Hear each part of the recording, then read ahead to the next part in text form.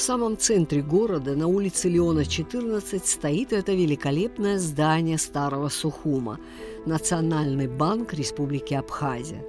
В 1921 году, после установления советской власти в Абхазии, когда закрылись почти все дореволюционные банки, в здании бывшего Сухумского отделения Госбанка Российской империи разместился Национальный банк СССР Абхазии. В связи с расширением функций Национального банка назрела острая необходимость в строительстве нового здания. В 1935 году Минфином АССР Абхазии на углу улиц Октябрьской революции, ныне Леона, и 4 марта, ныне Лакоба, было выстроено новое здание Национального банка, в котором он функционирует и по сей день. Здание выстроено в архитектурном стиле модернизм, точнее его ответвлений – конструктивизм.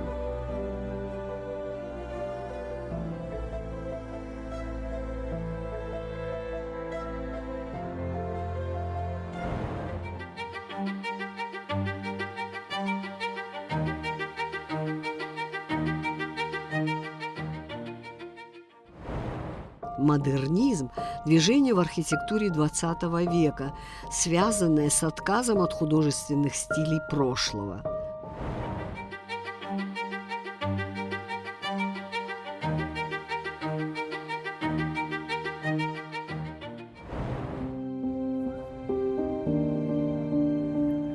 Каждый житель Абхазии знает, что Нацбанк выстроен в стиле конструктивизма. Скажи нам, как архитектор, какие художественные приемы использует этот стиль, и вот в данном случае в этом здании? Ну, я бы его не назвала конструктивизмом прям в чистом виде, потому что конструктивизм подразумевает открытую конструкцию.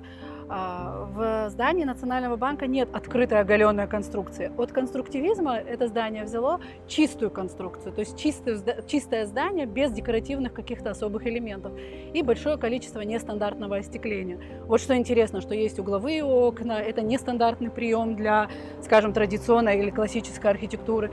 Допустим, вертикальные, большие проемы вертикальных стеклянных, да, витражей. Вообще, в принципе, такая вытянутая архитектура кверху. Это очень любопытно. Потом такой нестандартный прием, еще сама компоновка главного входа, что все-таки идет большой куб, как угловая доминанта. То есть это не центральный вход, как любое классическое здание. У него обычно предполагает симметрия и какой-то центральный парадный вход. Тут парадным входом является угловой объем, большая брутальная форма. То есть тут какие-то, я наблюдаю еще черты брутализма определенного. И плюс даже какие-то черты модерна. Вот даже, да, есть они. То есть они для нас характерны. И я подозреваю, что какие-то приемы для того, чтобы адаптировать в город, были все-таки применены, чтобы пропорция казалась нам знакомой. Вот эти вытянутые такие проемы, да, вытянутые формы, они как раз таки кочевые из-за модерна скорее. Потому что для конструктивизма характерны большие площади остекления, открытые на улицу. Здесь мы таких прям больших площадей не наблюдаем, но они все равно не стандартные, они все равно высокие. Еще что интересно, что мне всегда казалось каким-то незавершенным сама входная группа.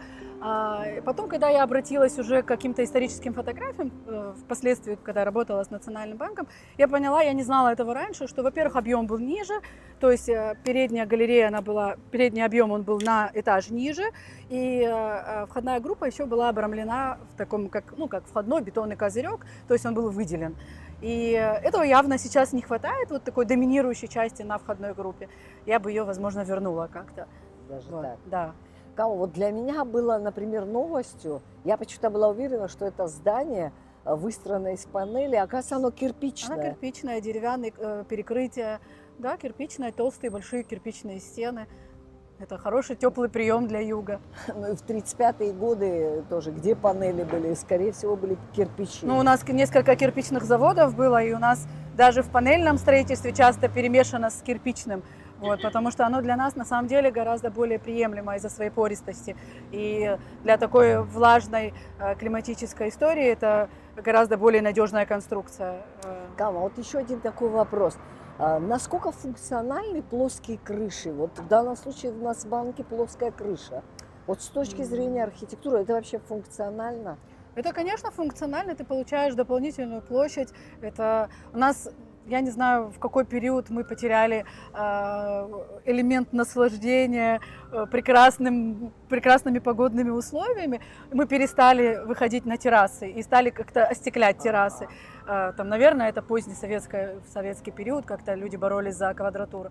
В целом, это же прекрасно, когда у тебя есть возможность инсолировать там, да, пространство, у тебя есть возможность зону отдыха обустроить на крыше с прекрасным видом на город. Часто на крыше обустраиваются какие-то технические моменты, там, обслуживание здания. Сейчас в современном мире это все, допустим, питание для... Все механизмы для обеспечения вентиляции и кондиционированием, мы их выносим на кровлю, как раз на плоскую кровлю, тогда их обслуживать очень удобно. То есть ты не с чердачным пространством связан, а абсолютно обслуживаемая легкая поверхность. Единственное, конечно, при нашем уровне дождливости, да, влаги, это достаточно дорогое мероприятие, потому что очень сыро, и все эти кровли нужно правильным способом делать, иначе это как такая губка, влажная губка получается, и очень сильно потом могут протекать эти кровли, они такие хрупкие получаются. Ну вот на Ближнем Востоке, например, очень все в основном здания построены так, чтобы вот верхние крыши, вот в принципе ты у них немножко концепция другая. У арабов, например, есть такая манера, когда отец строит, например, одному сыну здание и оставляет крышу плоской для того, чтобы, если родится еще один сын, еще один этаж пристроить. Да. И то есть это такая бесконечная какая-то возможность пристраивать этаж детям. Тут концепция немножко у нас другая. Плюс у нас понятно, что не так, как на Ближнем Востоке, да, у нас гораздо влажнее, и у нас уровень дождливости иногда запредельный. Запредельный. Да. Хорошо. Вот скажи мне, пожалуйста, все-таки вот это здание, несмотря на то, что оно выстроено в таком редком для Сухуми стиле, мне кажется, оно очень органично вписалось в этот раствор этой улицы. Конечно, потому что на самом деле для таких южных регионов самый важный инструмент архитектуры – это тень. Это не очень явно сейчас для обычного обывателя, да, что это как архитектурный прием можно использовать. Но свет и тень – это самый лучший наш инструмент. И вот здание в таком виде, когда оно не перегружено деталями, а работает только светом и тенью, становится очень эстетичным, потому что тени и солнце у нас постоянно. У нас там огромное количество солнечных дней, и здание само по себе становится красивым без украшательств, понимаете? Просто за счет того, что у него есть глубина, у него есть вертикали, у него есть вот эта возможность игры света и тени. Вот сейчас я скажу, наверное, новость, но мой оператор, который сейчас снимает, что здесь интересного? Здесь же ничего интересного нет. А вот сколько ты сказала, оказывается, это очень даже и с точки зрения архитектуры и так далее. Украшательство не обязательно? Абсолютно не обязательно. Вообще. У нас даже в институте был такой как челлендж. Нам надо было доказать преподавателю по колористике, что архитектуре не нужен цвет. И тому, кто сможет доказать, ставился экзамен автоматом. Ну и вот и мои коллеги, тогда одногруппники, доказали это как раз тем, что архитектура может быть абсолютно белой, и просто за счет того, что есть глубина, есть цвет и тень, она уже красивая, она уже работает. И, в общем-то, мне кажется, сейчас современная архитектура опять к этому пришла. То есть мы все время идем по пути усложнения, упрощения, просто через разные приемы. Понятно. Кам, ну раз мы говорим о конструктивизме и о цвете, все-таки надо указать, что для конструктивизма были характерны пастельные тона. Нет, 3 цвета. Белый, черный, серый. Там, черный как черный серый. Тоже? В деталях, да, но в основном белый, серый и красный иногда. Это же стиль в архитектуре, который пришел из авангарда, из живописи. То есть это когда играть через простые формы, через простые открытые локальные цвета. Вот, соответственно, даже то здание, тот цвет, в котором сейчас здание, это не совсем характерно для конструктивизма. Гораздо более характерно для него было бы чисто снежно-белый. Вот так. И какая-то, допустим, как деталь, какая-то красная деталь. Кама, вот скажи, пожалуйста, я думаю, для зрителей, не все зрители знают, что вот эту пристройку к Нацбанку, автором этой пристройки являешься ты. Расскажи нам, пожалуйста, как поступило к тебе такое предложение и как ты его решила? Я вокруг этого предложения спроектировать музей ходила 3 месяца. Мне было морально тяжело собраться, это очень ответственно. Вот, у Национального банка было пространство, которое они не могли использовать, потому что оно было очень сырым. Если вы помните, до того, как мы здесь построили музей, здесь была огромная стена такая, я ее назвала «Стена плача», потому что там бесконечно были какие-то фотографии, какие-то инсталляции. Мне они не очень нравились, и, в общем-то, в общей картине они как-то депрессивно смотрелись. И в целом вот весь тротуар, он был достаточно такой заброшенный, скажем так, он не был центром притяжения, хотя он широкий, по идее, тут и променады должны проходить, и, ну, и гулять люди должны. Вот. И когда мы взялись уже за пространство музея, вот мне как раз выделили это помещение, которое было сырым.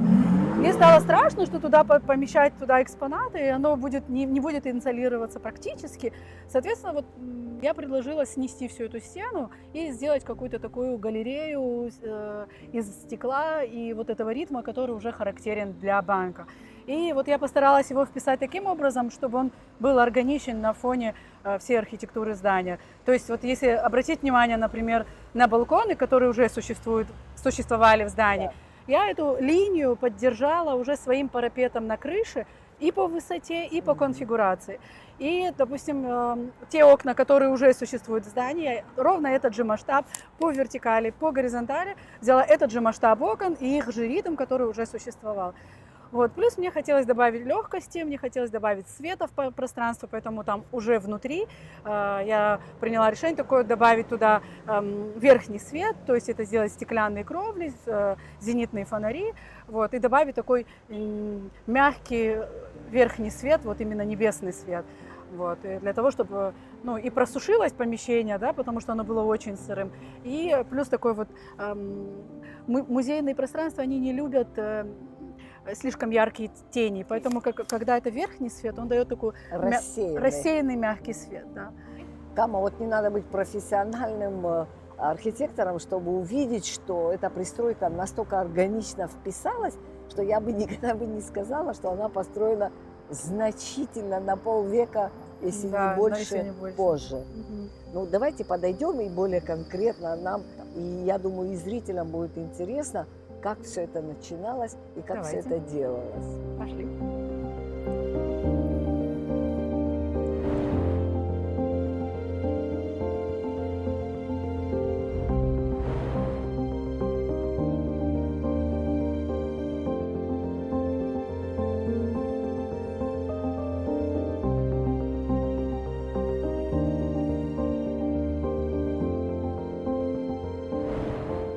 Кама, ну, пандус здесь очень такой, какой надо. Да, это отдельная моя гордость, потому что он был предусмотрен мною не сразу. Да, изначально мы не понимали, насколько у нас с уровнями получится поработать, потому что были определенные конструктивные сложности. Старая часть была завалена, там была корневая система старого дерева, срубленного. И мы думали, что у нас получится с тротуара сделать вход в музей, а внутри уже сделать лесенку. И, возможно, пандус, возможно, нет. Не было понятно, как это технически сделать, потому что там пространства очень мало. Вот. В работе, когда мы стали общаться с инвосодействием, мне стало понятно, что это будет технически очень сложно им показать даже в музее, вот ребятам, всем, которые сталкиваются с определенными сложностями. Мне стало, правда, стыдно. И вот мы решили коллегиально предусмотреть все-таки нормальный, правильный пандус с правильным углом. Мы его протестировали, мы его по ширине и по углу подъема протестировали. Вот. Но мне его хотелось аккуратно вписать в архитектуру, чтобы он не был таким, знаете, сам по себе живет. И вот какая-то такая кишка, которая прицеплена к зданию. Поэтому я придумала такое решение входа, когда вот вытекает из асфальта и как бы и ступеньки тоже втекают обратно в асфальт. Вот. У меня не было задачи, на самом деле, именно в этой части сделать а-ля историзм такой, сделать максимально, как это было бы. Вот. Я не имитировала. Тут я делала намеренно современная входная группа, просто органично вписанная в то, что уже оно не диссонирует. Ну, абсолютно. Так это должно быть, когда современное интегрируется в старое. Да. А вот вход наш. Вход, да. Вот мне важно было как-то тут такая интересная задача была, что понятно, что музей должен быть видным, его должно быть заметно, входная группа должна быть выделена, но сложно было ее сделать какой-то выявленной и не перещеголять, скажем так, главный вход в банк. Вот. И тут у меня такие были очень большие сомнения, как бы это сделать, как бы это сделать. Как раз на этом моменте я нашла то историческое фото, на котором было явно видно, что очень похожее решение было исторически и на входной группе. Соответственно, его надо будет вернуть, и тогда вот полный ансамбль, какими его я вижу, будет работать.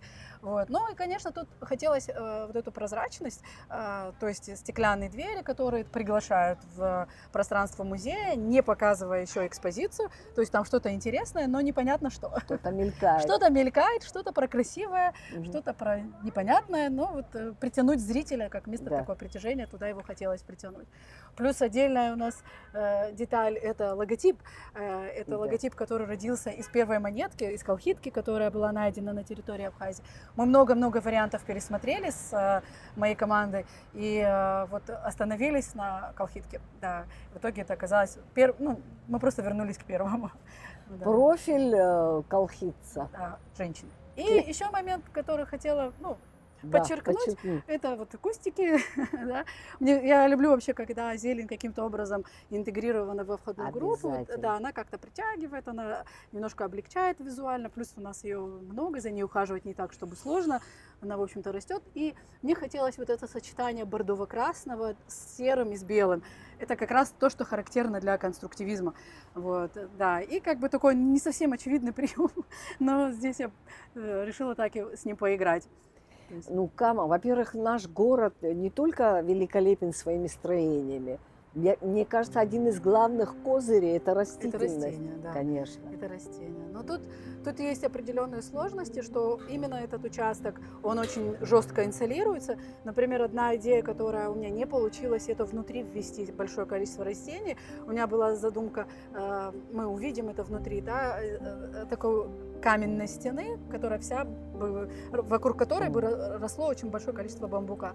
Мы его высадили, он безумно красиво смотрелся, но он не выжил, потому что ему слишком много было верхнего света, он сгорел весь, и тут это как бы не получилась эта идея, и, к сожалению, не везде получается вот наша климатическая такая особенность, да, не везде выдерживает растения. То есть бамбук любит сырость, он любит тень, ему не подходит такая прям агрессивная солнечная среда.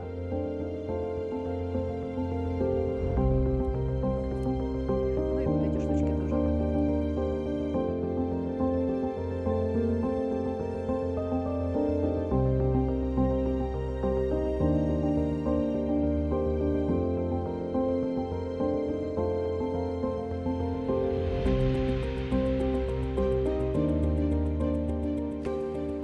Мы заходим и попадаем сразу в такое изумительное пространство. И как оно складывалось? Это такое welcome зона, так называемая, да, мы ее планировали, мы ее собрали, во-первых, из дворика. Это был внутренний дворик, заброшенный, никому не нужный, сырой. Вот конкретно здесь росло дерево, да, корень которого мы тут героически убирали. И мы хотели такую распределительную зону, вот куда зритель попадает и откуда уже начинается повествование по музею, но еще не понимает вообще, что его там ждет впереди. Плюс там, все время банк выпускает новые монеты, да, новые абсары, и презентация этих монет мы тоже планировали проводить здесь. То есть это такое красивое, светлое пространство, в котором могут проводиться разные мероприятия, выставки, там, сбор туристов, в общем, такое многофункциональное. И тут интересно несколько моментов. Вот я планировала человека провести через водопадную такую стену, да, через поток воды, потом через зелень, бамбуки, которые у меня не получились, мы заменили на плющ. Плюс мне хотелось все-таки вот это сохранить ощущение объема и света. Но так как смотреть особо тут некуда было, то есть та стена – это здание соседнего строения, вот, и только вот входная группа, ну и верхний свет. Мне тут в помощь пришел вот идея с верхним светом, то есть такое красивое, мягкое ощущение пространства. И плюс оно дает ощущение бесконечности, вот это, что небо. Да, небо вот. наверху. Идея была такая, что вот сама порода мрамора, я ее подбирала таким образом, чтобы в ней присутствовали золотые какие-то вот оранжевые прожилки. Но такого рода мрамор обычно очень хрупкий. Он чаще всего используется для стен, не для пола. Вот. И вот тут в каком-то смысле мы рискнули, что положили его на пол, плюс он еще в транспортировке у нас сломался весь. Какой ужас. Да, это у нас была такая трагедия, и 200 квадратов красивейшего камня просто разбился в щепки, просто потому что корабль попал в непогоду. Но мы вышли из ситуации, у нас прекрасные каменщики, которые на все мои мольбы спасти камень отозвались, вот, и мы собрали такое мозаичное полотно из всех кусков, которые у нас остались, все сохранились, вот, Да. обтесали их до прямой формы и вот собрали из нее такое вот единое полотно, вот, и даже непонятно, где начало, где конец какого-то куска. Вот. То есть, если бы я так изначально задумывалась, у меня бы так вряд ли получилось. Это вот такая импровизация. Если бы ты не сказала, что все это было поломано, то я бы сказала, что это такой великолепный хаос, Да. но очень гармоничный. Да, ну это тоже вот из современных приемов, которые вроде из традиционных материалов, но современными, языком современным.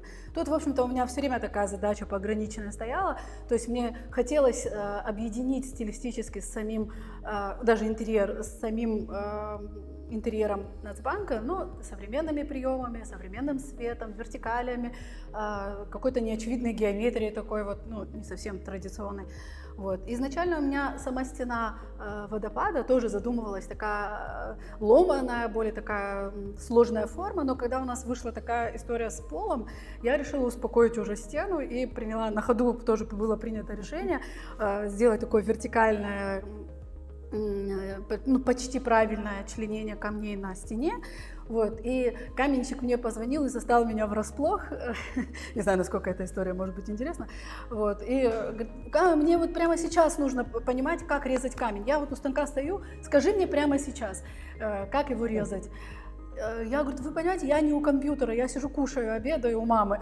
Вот. Он говорит, не могу, вообще потом ты меня не поймаешь потом. Я взяла лист бумаги, в клетку расчертила, быстро-быстро прикинула, какие размеры камней у нас могут получиться. Присылаю ему на WhatsApp, говорю, так сможем? Он говорит, да, сможем. У нас чуть-чуть, говорю, черного осталось? Он говорит, осталось. Сможем его туда интегрировать? Сможем. Все, и вот так у нас идея собралась. Вот буквально вот просто на листке бумаги. Это была импровизация, но она была изумительной. Да, ну то есть базисные идеи, они были, они сохранились, просто манера их исполнения. Тут мы уже адаптировались под то, что с какими сложностями мы столкнулись в реализации. Да. Вот. И второй момент такой для меня болезненный был, это вместе с этим камнем у меня разбился еще оникс. Идея была такая, вот эту золотую руду с пола сделать вот это перетекание уже на стену. И вот оникс, он дает эту возможность, он подсвечивается, это прозрачный материал. Пойдемте показать, туда. да. Да. И он тоже вот разбился до таких осколков, но благо у нас ребята очень талантливые и рукастые, и мою идею они восприняли на ура, что мы можем ее собрать обратно в такое же полотно. Мы его даже чуть расширили, других пропорций сделали, раскидали эти камни, сделали подсветку, и вот получилась такая вот золотая какая-то нуга. Кама, а почему оникс? Вот это природный камень. Почему ты выбрала его? Ну, мне везде хотелось таких вот неочевидных ассоциаций с золотом, с деньгами, с богатством, да, но через какие-то, да, потому что это же все-таки музей, связанный с деньгами, и мне хотелось вот какими-то такими, ну, неочевидными намеками, да, потому что даже какие-то вот отдельные светильники, которые мы использовали, они тоже в латуни, например, да, они не прям явно золотые, но они в латуни. То есть какие-то вот такие тонкие перекликания материалов, плюс порода дерева, плюс мрамор, вот это вот такая породистая какая-то история с материалами, она как бы, ну, на мой взгляд, созвучна с идеей самого музея именно денег, о деньгах, скажем так, да, о денежном обращении. Конечно, часто музейные пространства делаются такими аскетичными, делается там условно бетонный пол, белые стены, и там самое главное — это экспозиция. Но у нас, так как было небольшое пространство, и экспозиция такая очень аккуратная и компактная, то хотелось еще и самим пространством рассказать про саму идею денег, да. Вот. Ну вот, собственно, через такие приемы я это и пыталась сделать. Даже вот в стойке, где продают всякие Да, в штучки, лавочке. да, лавки, тоже есть вот этот пигмент, то есть он тоже латунный. И тоже, Цвет. да, цвет. И тут тоже вот эта идея перекликания с идеей богатства. Кама, а мне вот как зрителю, который не связан с архитектурой профессионально, вот эти подсвечники или вот эти подсветки изумительно вписаны, они несут не какой такой вот, знаете, наоборот, несут вот какую-то Вертикаль. с вертикалью такую гармонию изумительную. Но это опять-таки про перекликание экстерьера и интерьера. Вот я Да. до этого говорила о том, что вся архитектура этого здания, она выстроена на вертикальных таких пропорциях. То есть все стекла, Оно да, задало тон. оно задало тон. То, про что я говорила, когда я выстраивала всю фасадную сторону, Да. то есть вот этот ритм стеклянных поверхностей, они мне задали уже вот это ощущение ритма. И я уже просто его поддержала и внутренним светом, то есть мне хотелось этот ритм сохранить и искусственным светом, там, экспозицией какой-то. И вот просто поэтому приятно ходить, когда есть какая-то вот это, какое-то ощущение анфилады верхнего света, и вот ты идешь среди ритма. То есть вот какое-то вот ты погружаешься во что-то через какое-то такое важное пространство. Кама, и вот такой сейчас банальный вопрос.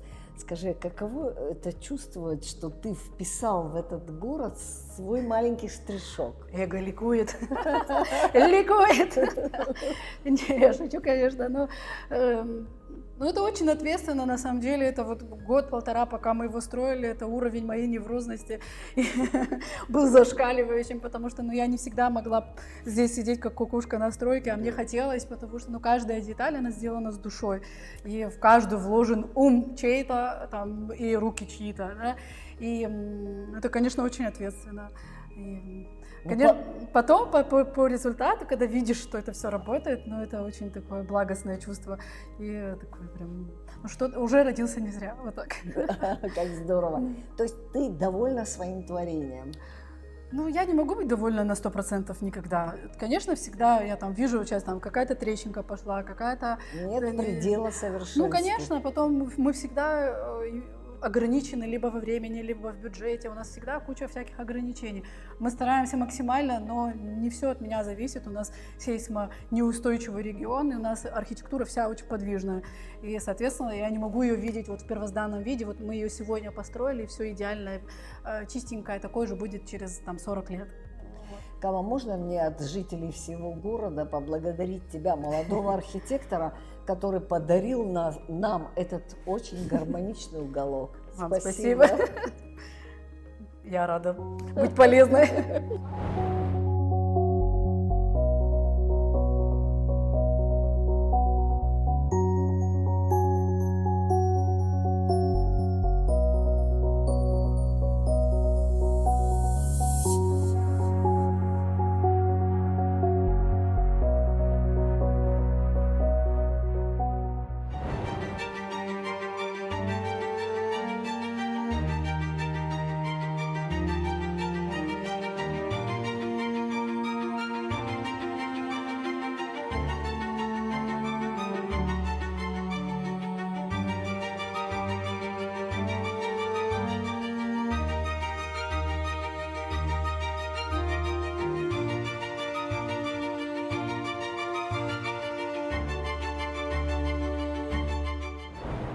В 1928 году участок земли, принадлежавший вдове князя Иналыпа Анне Ивановне Шуваловой на углу Театральной, ныне улица Пушкина, и Борятинской, ныне улица Гулия, приобрел доктор Езекиль Лазаревич Фишков. В 1929 году на своем участке доктор Фишков построил двухэтажный жилой дом.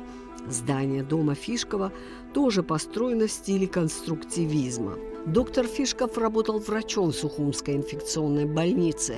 Он был страстным коллекционером художественных произведений. Свой дом и коллекцию картин художников Абхазии он завещал будущей картинной галерее. Нынешняя коллекция картин Абхазской государственной галереи, часть которой мы, к сожалению, уже утратили. Началось с собрания доктора Фишкова. Ну, мы, наверное, не случайно подошли к дому Фишкова. Наверное, это самый лучший образчик конструктивизма в Сухуми. Кама, как ты думаешь? Ну, он такой, да, самый, скажем, явный такой, более сохранившийся, менее подвергавшийся каким-то изменениям. Тут более ярко выраженная конструкция, то есть это вот то, про что я говорила ранее, когда конструктивная особенность здания выявлена. То есть тут видно, вот у него колонны, вот у него входная группа, вот балка лежит, конкретно это здание держит. Плюс тут тоже есть созвучные с Нацбанком решения, это вертикальное остекление, большие проемы, то есть есть такое перекликание. И оно вот с этой точки зрения очень интересно. То есть оно все выстроено из объемов, из кубиков, и это прям читается. И тоже как похожее решение с угловым входом. Тоже доминанта с угла, так же, как в Нацбанке. Если мы сейчас с тобой вспомним, что от вокзала с левой стороны какой-то выстроена какая-то кубическая конструкция, если ты сейчас вспомнишь. Новая? Или... Да, новая. Ты не обращала внимания? Это когда выезжаешь из города, слева коричневая? Да. Да. Это, можно сказать, что это продолжение конструктивизма? Или... Ну да, какие-то черты конструктивизма в современной архитектуре постоянно используются, просто там большая ошибка с цветом. Если бы оно было беленьким при тех же объемах, оно было бы куда более пластичным смотрелось бы. Опять-таки работало бы свет и тень, этого достаточно. При таких сложных объемах цвет только мешает, он перебивает восприятие. Вот в чем интересная деталь. Так, да, это продолжение, конечно, идей конструктивизма. Это выявленная наружу конструкция, много стекла, много интересной геометрии, вот такой авангард в архитектуре. Кам, и последний вопрос. Скажи, пожалуйста, как ты думаешь, в каком лучше стиле продолжать строительство зданий в Сухуми? Нет единого стиля, в котором лучше бы делать. Все зависит от задачи, все зависит от локации, все зависит от объема. Потому что некоторые площади позволяют делать какую-то прям масштабную, солидную архитектуру, когда есть площадь для того, чтобы наблюдать за этим объектом, да, есть площадь осматривания. Есть очень такие камерные какие-то участочки, где нужно очень в масштабе работать. Плюс я всегда за честный подход, за то, чтобы мы не имитировали историзм и делали максимально доступными средствами для сегодняшнего дня. То есть, опять-таки, когда это имитируется классицизм, но делается это из полиуретана, на мой взгляд, это неприемлемо. Чем так, лучше какую-то чистую кубическую историю, где просто вот опять-таки свет, тень, этого будет достаточно, это будет гораздо более приемлемо смотреться и соразмерно городу, чем когда вот это такое напыщенное желание сделать очень богатый объект.